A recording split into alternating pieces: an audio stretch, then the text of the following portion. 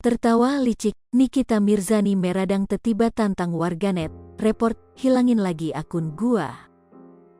Ditetapkan jadi tersangka atas kasus pencemaran nama baik, Nikita Mirzani tiba tantang warganet.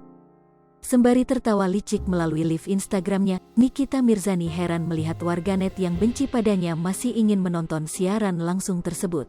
Tak hanya itu, Nikita Mirzani juga sebar sumpah saat live Instagram berlangsung.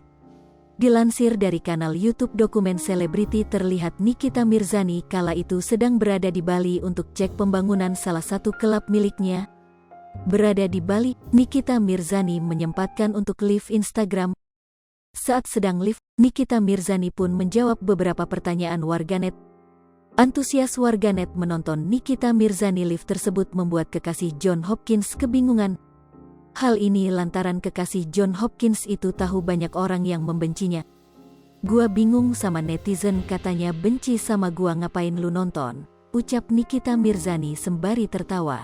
Kemudian Nikita Mirzani pun menantang warganet untuk menghilangkan akun Instagram miliknya. Lu kalau benci jangan ditonton, direport, ilangin lagi akun gua coba, tantang Nikita Mirzani. Sebelum menantang warganet untuk mereport akun Instagram miliknya, Nikita Mirzani sempat tebar sumpah.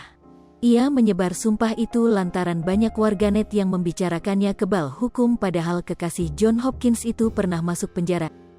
Enak aja lu pikir gua nggak pernah masuk penjara, kata Nikita Mirzani.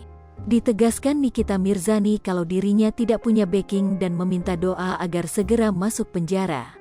Nggak ada gua backingan, gila, Niki bentar lagi masuk penjara, doain ya, jawab Nikita Mirzani.